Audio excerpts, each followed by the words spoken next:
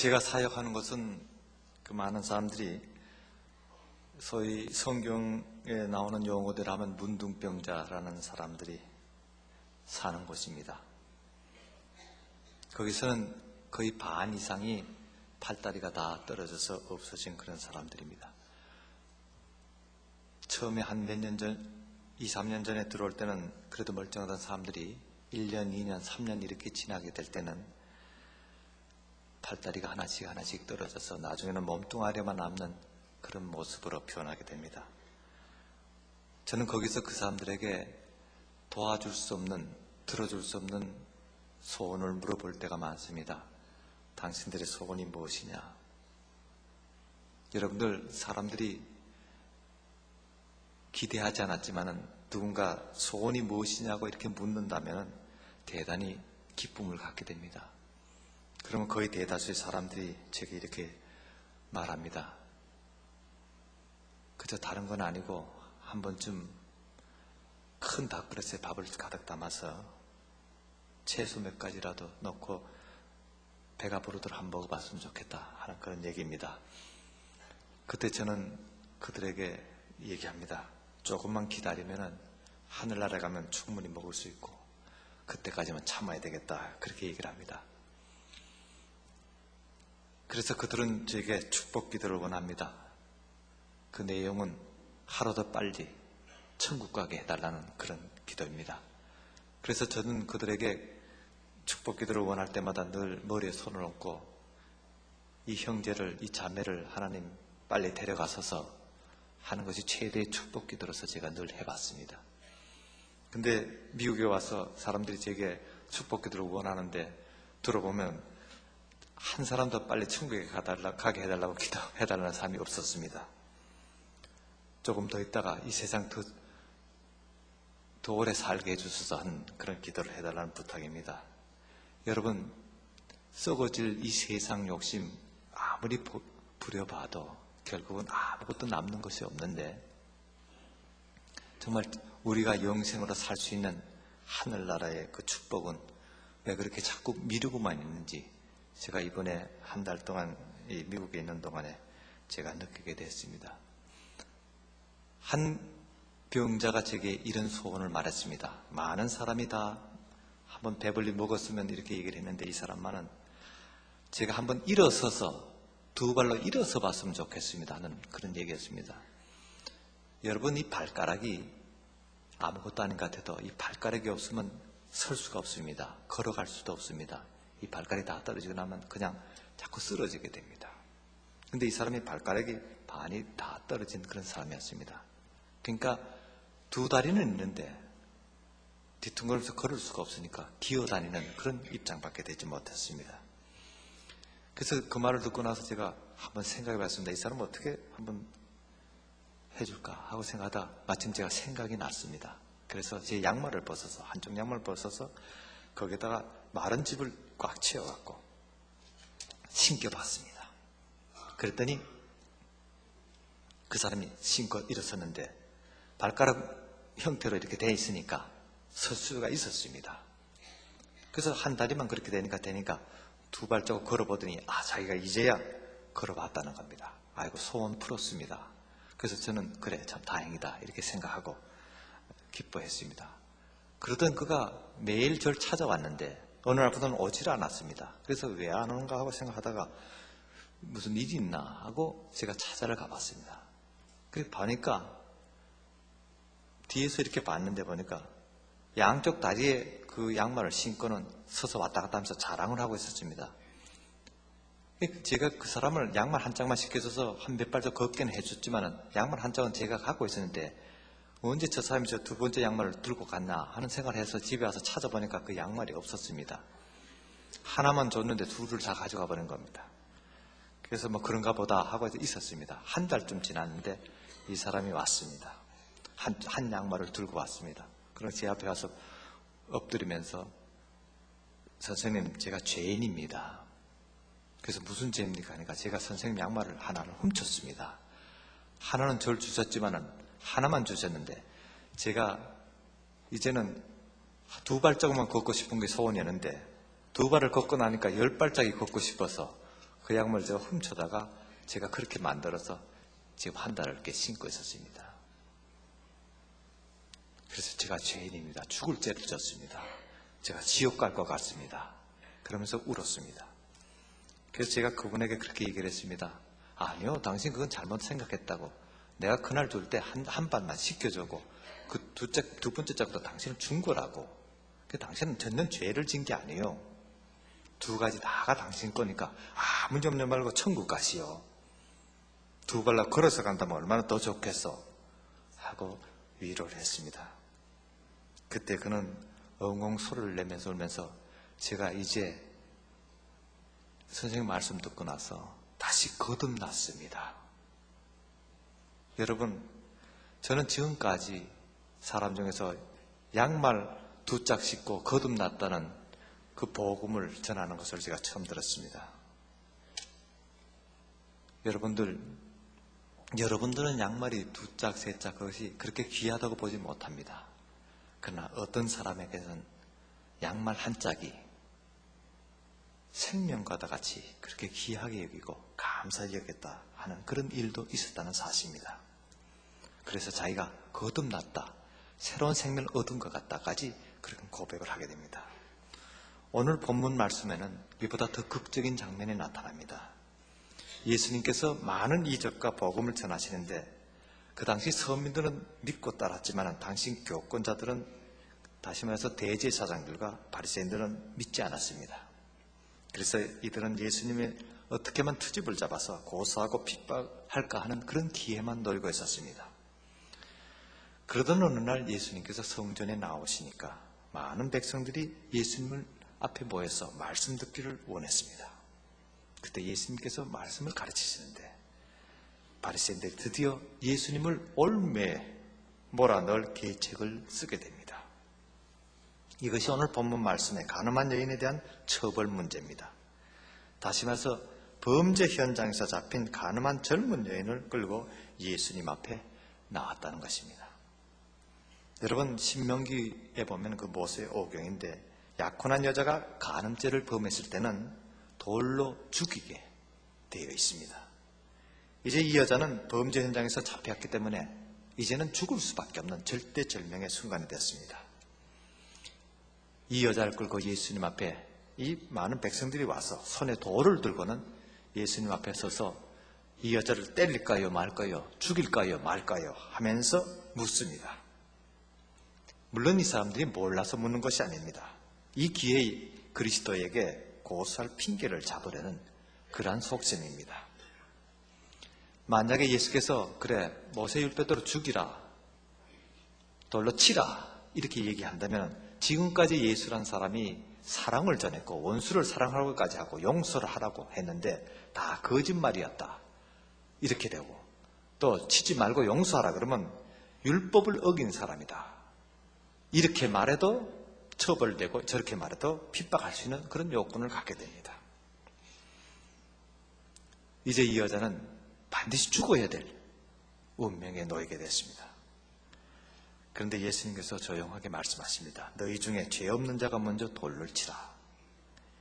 이 말씀이 사태가 급전해서 군중들은 물러나고 예수님 곁에는 이 여자만 남아있게 됩니다. 자기를 죽이려는 사람이 다 없어졌습니다. 그때 예수님께서 이 여자에게 말합니다. 나도 너를 정죄하지 않노니 가서 다시는 죄를 범치 말라. 여러분, 이 말을 들은 이 여자가 그곳을 떠날 때 그 여자는 새로운 생명을 얻는 감격으로 떠났을 겁니다. 다시 말해서 새 삶으로 이제 살게 됐다는 겁니다. 여러분, 이 새 삶이란 것은 이런 극적인 장면만 있지가 않습니다. 우리 모두가 이 새로운 삶, 새로운 생명을 받게 되는 그런 순간이 있다는 겁니다. 우리 기독교의 교리 중에 중요한 교리가 거듭남의 교리입니다. 예수님께서는 사람이 거듭나지 않으면 하나님 나라를 볼 수 없다, 그렇게 분명히 말씀하셨습니다. 바로 이 거듭남, 이것이 바로 새 생명을 얻는 새 삶의 시작이 된다는 것입니다.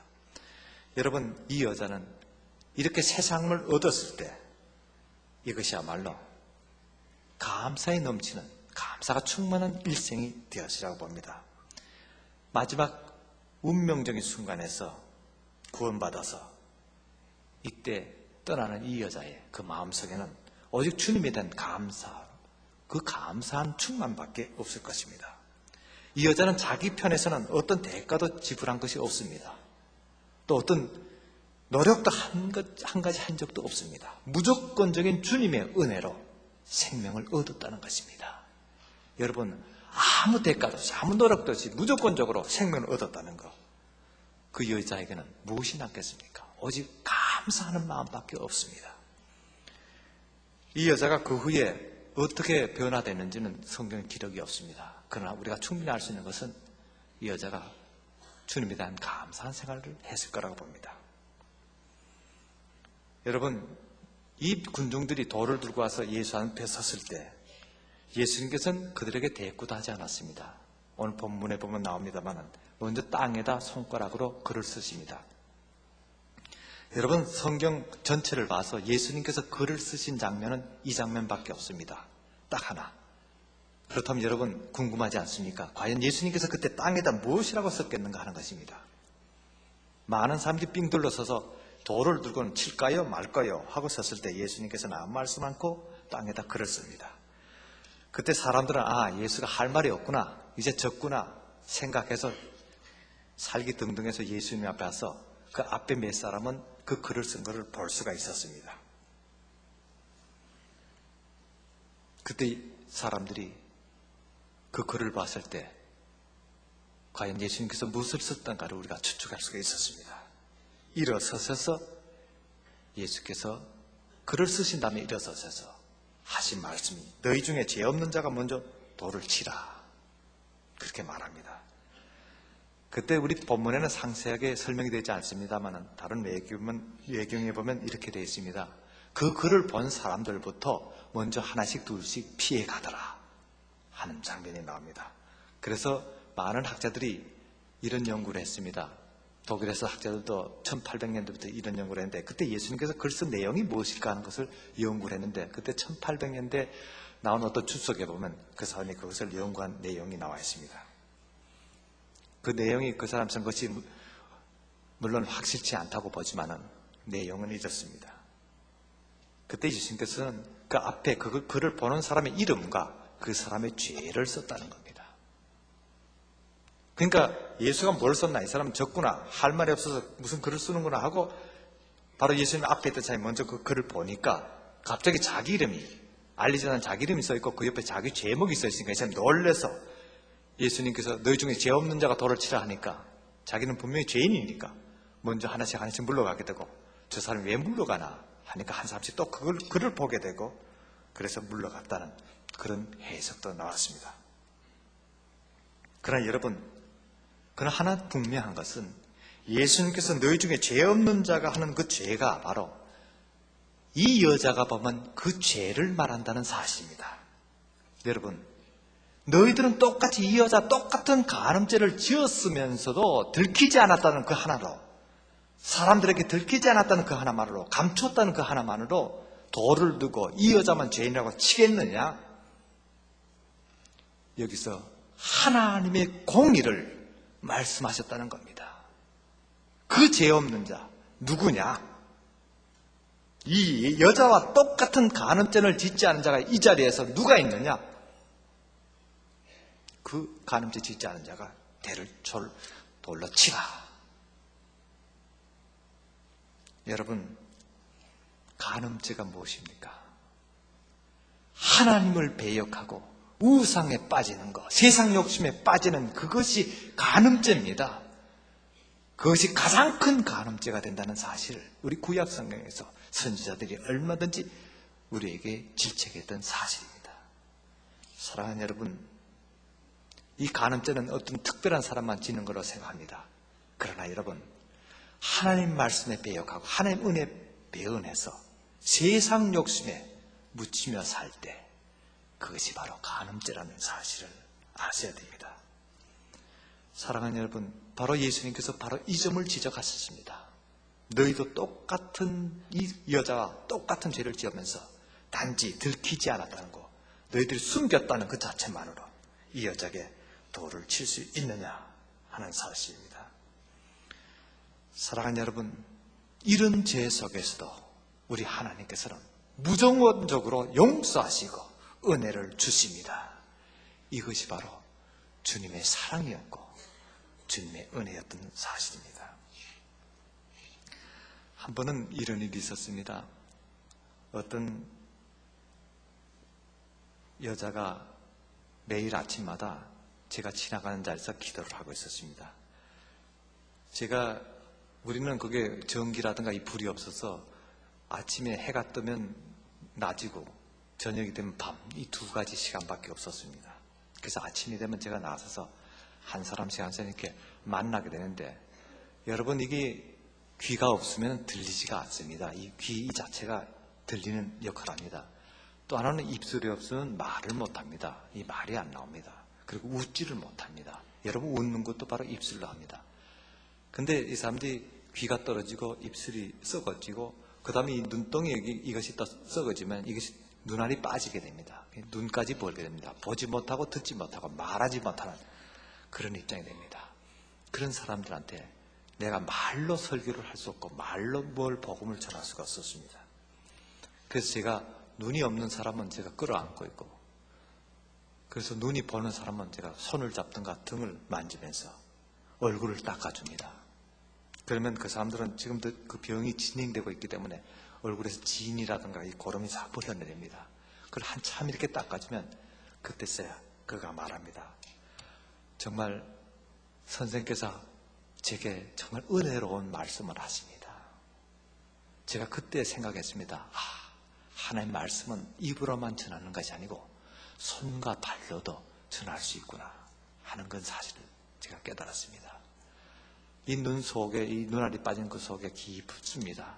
그게 이제 고름이 자꾸 맺게 되는데, 그걸 제가 죽기 전에 한 번씩 이렇게 닦아내주면은 그 사람이 그럽니다. 제가 사랑이 뭔지를 알게 됐습니다. 제가 그가 죽을 때까지 한마디도 제가 사랑한다는 말을 하지 않았지만, 그가 제게 사랑을 깨닫고 세상을 떠나는 것을 보게 됩니다. 제가 그 길을 지나면서 그렇게 만져나가는데, 한 분이 계속적으로 무릎을 꿇고는 기도하는 걸 봤습니다. 처음에는 그러려니 생각했는데 한 일주일쯤 지났는데도 계속 그렇게 있어서 가서 물었습니다. 무슨 문제가 있어서 이렇게 간절히 기도합니까? 그랬더니 그가 제게 손을 내밀었습니다. 보니까 9개 손가락은 다 떨어져 없고 한 손가락이, 두 번째 손가락이 딱 남아 있었습니다. 그래서 제가 무슨 말을 하려나 물었더니 그분이 하는 말이, 제가 지난주까지만 해도 2손가락이 있었는데 제가 그걸 갖고 제가 팔다리 없는 사람 도와주면서 이렇게 안고 할 때 손가락이 없는 것보다 2손가락이 있으니까 이렇게 안기가 좋고 옮기가 좋아서 그걸 제가 즐겁게 헌신을 했습니다. 그런데 지난주 전에 갑자기 9번째 손가락이 떨어져서 없어지게 됐습니다. 그래서 한 손가락이 남는데, 이 손가락마저 떨어지고 나면 내가 그동안 이 사람들한테 베풀던 걸 못 베풀 것 같은 그런 걱정이 들어서 하나님 앞에 요 한 손가락이라도 그 사람들이 세상 떠나는, 그 몇 사람 지금 내가 돌봐주는 사람 세상 떠날 때까지, 그것이 며칠이 될지 몇 달이 될지 모르지만 요 한 손가락만 계속적으로 좀 붙어있게 해주셔서 그렇게 매일 이렇게 기도했습니다. 여러분, 다 잃어버렸는데 한 손가락 남은 거, 그것도 영원히 붙어있게 해달라는 것도 아니고 단 며칠만이라도, 그것도 자기를 위해서가 아니라 남을 위해서 도와주고 헌신하고자 해서 한 손가락 붙어있게 해달라고 간절히 기도하는데, 그것이 너무 과한 욕심이 아니겠습니까? 하면서 제게 묻는 그 표정이 저를 안타깝게 하고 부끄럽게 했습니다. 사랑하는 여러분 10손가락 10발가락 다 갖고 있으면서 하나님께 얼마만큼 헌신했다고, 하나님께 얼마만큼 바쳤다고 기도했습니까? 얼마나 감사했다고 기도했습니까? 여러분, 그 한 손가락 하나 갖고 단 며칠만이라도 남을 위해 사랑을 베풀고자, 남을 위해서 도와주고자 하는 그 심정으로 붙어있게 해달라고 기도하는 그 기도, 여러분, 이것이 진정으로 주님을 위한 헌신하는 기도가 아니겠습니까?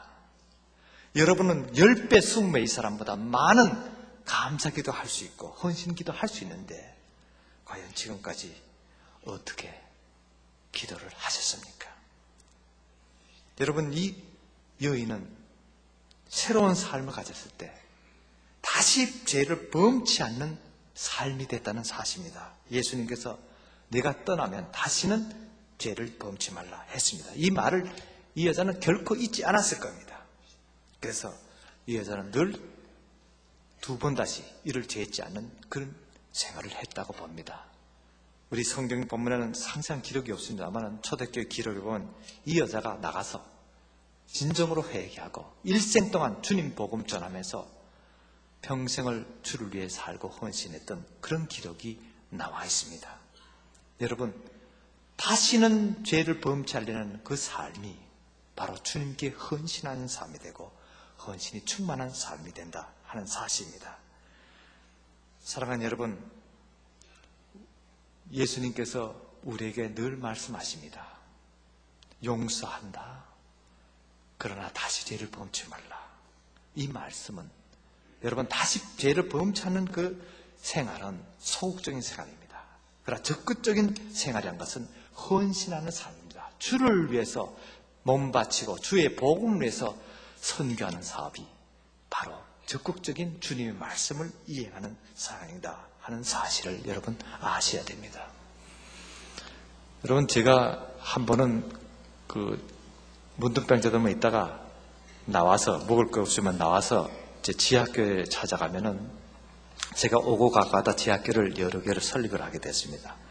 그러면 그 지하교회에서 그 사람들이 이제 11조 헌금이나 헌금을 모으면은 쌀 같은 거, 뭐 강냉이가루 이런 거 모으면 그걸 모아서 제가 이제 가게 됐는데, 어느 지하교회를 방문했더니 그 교회 그 사람들 중에서 한 사람이 너무 그 마음에 성령이 충만해서 전도를 하지 않으면 안 되겠다고 생각됐답니다. 그래서 자기 친구가 있는데 그 성에 아주 권력자였습니다. 권력자이고 아주 돈이 많은 부자였습니다. 그래서 이 사람을 한번 전도를 하고 싶은데 어떻게 하고 싶나 하고 생각했는데 한 번은 그 친구를 만났더니 그 친구 하는 말이, 나는 지금 돈도 많이 벌고 권력도 있는데 단 한 가지, 건강에 오래 살고 싶다고. 그런 방법이 없을까 하면서 이 친구한테 물었답니다. 그러니까 이 친구 하는 말이, 그래, 우리 선생님이 한 분 계시는데 그분은 병들지 않고 오래 사는 그런 비법을 알고 있다더라. 그러니까 그 사람이 하는 말이, 그럼 너 그 선생을 좀 날 소개해달라고. 그렇게 했습니다. 이 사람이 이제 큰 소리 쳐놓고 와서 이제 저한테 와서 그럽니다.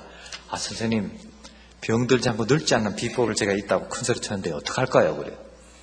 그래서 괜찮다고, 데려오라고. 내가 그 비법을 가르쳐주면 된다고. 그랬더니 이 사람이 이제 그 얘기를 했습니다. 그러니까 이 사람이 좋다고 선물을 들고 이제 찾아왔어요. 그 지하교회 그 집에 있는데 왔습니다. 그래서 저보고 오더니, 제가 그 비법만 알면 제가 뭐라도 바칠 수 있습니다. 그래요. 그래서 제가 그분 보고 그랬습니다. 아니, 이것은 뭐 누구나 오래 살고 가는 건 좋은 일 아닙니까? 그런데 이것이 조금 힘듭니다. 뭐 힘들어도 괜찮습니다. 뭐든지 다 할 수 있습니다.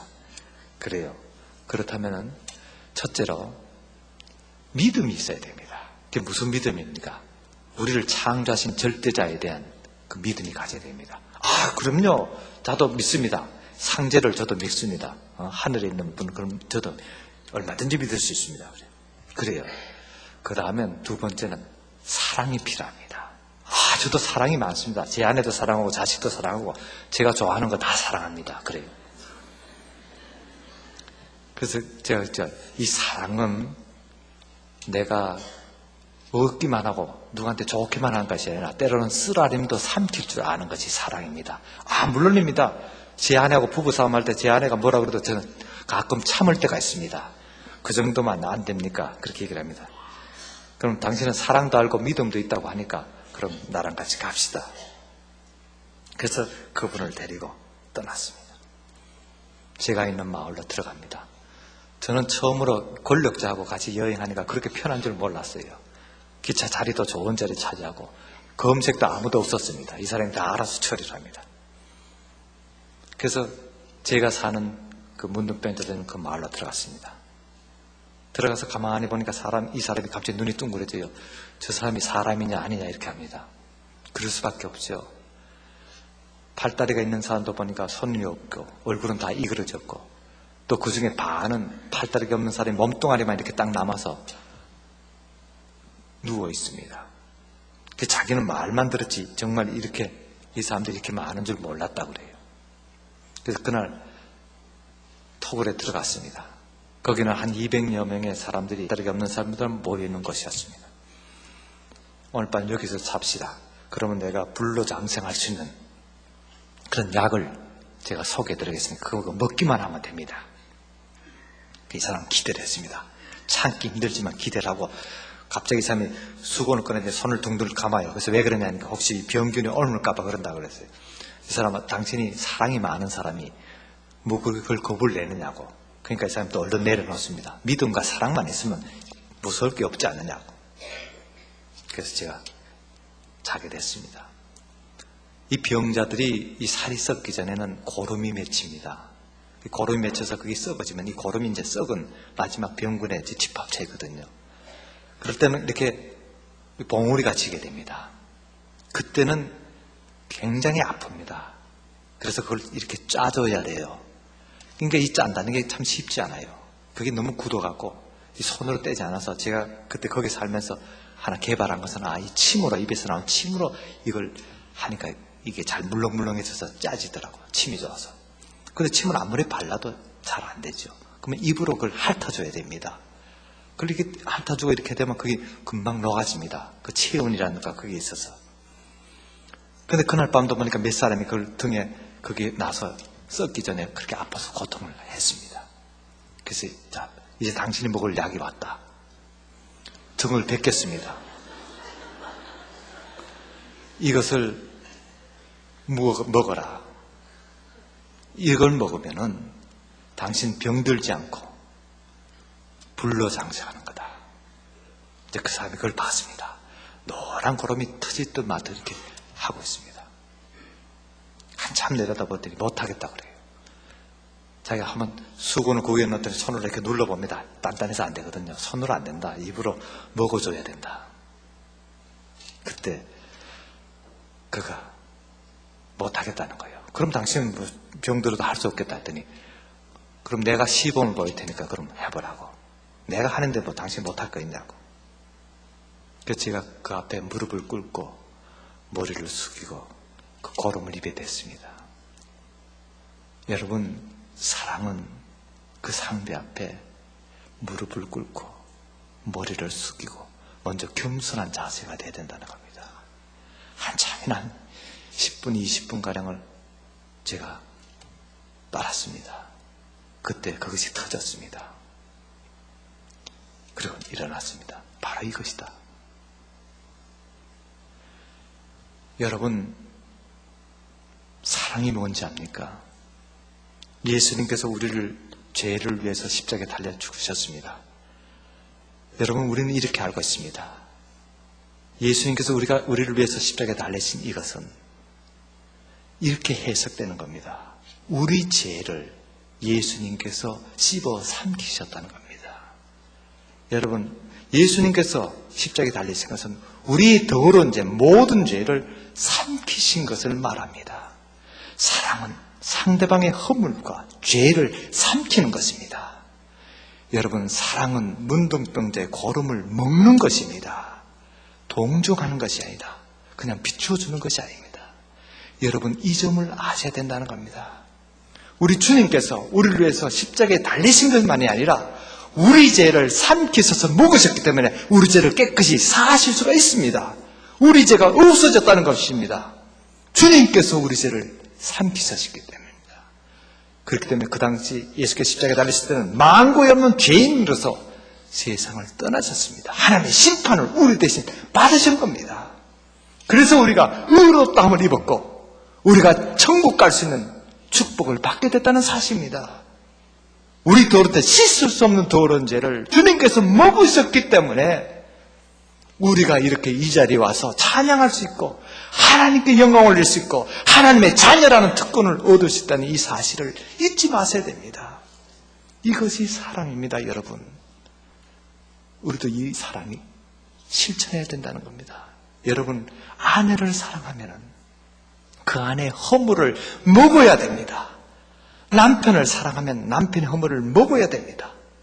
그렇다면 남편은 허물이 없는데 왜 그 다음 자꾸 왜 당신은 뭐가 나쁘다고 그렇게 싸워야 됩니까? 뭐가 없어진 허물을 왜 자꾸 들춰냅니까? 없는 죄를 왜 들춰냅니까? 없는 과거를 왜 자꾸 들춰내느냐 하는 말씀입니다. 사랑하는 여러분, 사랑은 상대만 남아있는 겁니다. 여러분은 없어지는 겁니다. 한 사랑만이 있을 뿐입니다. 그래서 우리에게도 주님 사랑밖에 없습니다. 우리가 일생 사는 것도 주님 사랑으로 살고 주님께서 우리를 깨끗게 하고 거룩해 하신 그 몸으로 살아나는 겁니다. 그래서 너희 몸이 성전이니라. 이것이 우리에게 주신 하나님의 축복입니다. 사랑하는 여러분, 주님께 헌신한다는 것이 무엇인지 압니까? 주님께서 우리를 사랑하시든지 하시듯이 우리도 주님처럼 사랑하는 겁니다. 내가 너희를 사랑한 것처럼 너희도 서로 사랑하라. 내가 너희들 죄를 먹은 것처럼 너희들도 서로의 죄를 먹어라. 그럴 땐 오직 의인밖에 남지 않으리라. 사랑하는 여러분, 이 세상이 망하는 것은 죄인이 많아서 망하지 않습니다. 소돔 고모라가 망한 거 무슨 이유인지 압니까? 죄인이 많아서가 아닙니다. 의인이 없기 때문에 망했습니다. 의인 10사람이 없어서 망했다는 사실을 알아야 됩니다. 누가 의인입니까? 주님이 우리를 사랑한 것처럼 우리도 서로 사랑을 나눌 때, 서로의 허물을 먹고 서로의 죄를 먹고 마실 때 그것이 바로 의인의 역사가 될 줄 믿습니다. 사랑하는 여러분, 앞으로 우리 삶이 이같이 진정으로 사랑을 나누고 사랑을 베푸는 그런 역사를 행할 때 우리 모두가 의인이 되어서 이 세상을 구원할 하나님의 높은 뜻을, 영광을 우리가 함께 실천할 줄 믿습니다. 기도하시겠습니다. 아버지 하나님, 저희들이 그렇게 많은 죄를 지었지만 주님께서 저희 죄를 깨끗이 사하주신 것은 저희들을 하나님의 자녀로 높이기 위한 주님의 특별한 사랑인 줄 믿습니다. 아버지 하나님, 이 새벽 제단에도 주님의 사랑하는 자녀들이 이곳에 모여서 하나님께 찬양하고 기도하고 하나님의 말씀을 상고할 때에 이 시간에도 주님의 성령의 역사가 역사하실 줄 믿습니다. 그 성령의 역사를 통해서 저희들이 주님의 사랑을 가정에서, 사회에서, 세상에서 실천할 때마다 그것이 성령의 충만이요 은혜 충만될 줄 믿습니다. 우리 모든 심령 속에 늘 성령 충만한 생활을 통해서 사랑의 충만한 역사 나타나게 하여 주시옵소서. 그리스도 예수 이름으로 기도합니다. 아멘.